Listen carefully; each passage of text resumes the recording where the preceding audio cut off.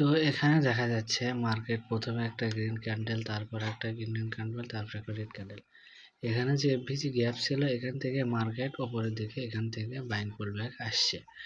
তো আমরা কি করব, এখান থেকে এর লিকুইডিটি নিয়ে আমরা একটা বাইং সাইডে একটা প্ল্যান করব। কিন্তু দেখা যাচ্ছে যে মার্কেট এখানে লাস্ট যে গ্রিন ক্যান্ডেল, এই গ্রিন ক্যান্ডেল আমাদের একটা অর্ডার ব্লক হিসেবে কাজ করছে।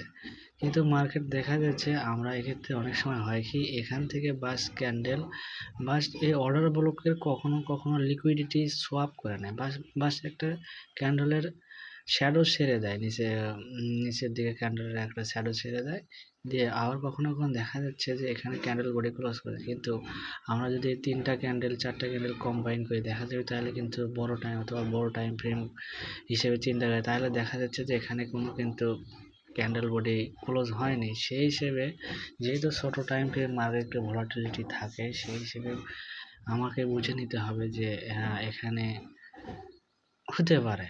যদি সেই হিসেবে আমাদের কিভাবে বাইং স্টপ লস রাখতে হবে, কিভাবে কি করতে হবে, এটা নিজে থেকে তৈরি করে নিতে হবে। আজকে আমি 5 নম্বর টাইপ অফ ট্রেডিং সম্পর্কে আলোচনা করব। ট্রেডিংটা কি, একটা হলো, তার আগে বলি, যদি এটা যত বেশি বড় টাইম ফ্রেম তত রিল্যাক্সে ট্রেড করা যায়।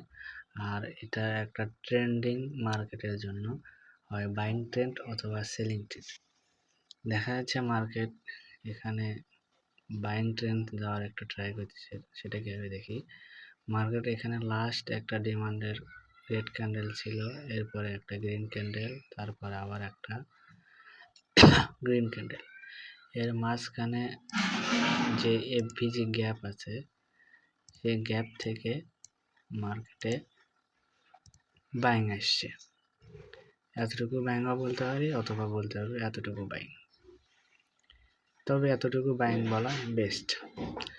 তো এতটুকু বাইং আসার পর হয়টা কি, মার্কেট এরপরে যখন ফলেন করে তখন জাস্ট এখান থেকে এর লিকুইডিটিটা নিয়ে মার্কেট একটা আপসাইডে বাইং আসে।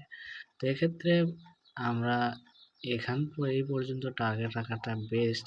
একদম ক্যান্ডেলের ওপরে উইক পর্যন্ত রাখা বা শ্যাডো পর্যন্ত রাখা একটু রিস্ক হয়ে যায়। তো এখান পর্যন্ত ক্যান্ডেল উপরের গ্রিন বডি পর্যন্ত রাখা বেস্ট। যেহেতু এখানে আর একটা ট্রেন্ড বলছে, এখানে না রাখাই বলবো। পরের আমি বেস্ট হয় যদি প্রথম বাইংয়ের সম্পূর্ণটুকু ক্যাপচার করা।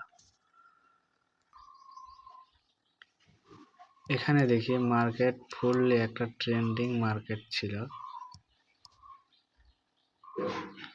তো মার্কেট জাস্ট এখানে একটা ফলেন আসছে, এরপরে প্রথম ক্যান্ডেল, এরপর দ্বিতীয় ক্যান্ডেল, এরপর তৃতীয় ক্যান্ডেল। এখান থেকে যে একটা এফভিজি গ্যাপ ছিল, এই গ্যাপ থেকে মার্কেট একবার বাইং আসছে, এতটুকু পর্যন্ত আমরা বলতে পারি।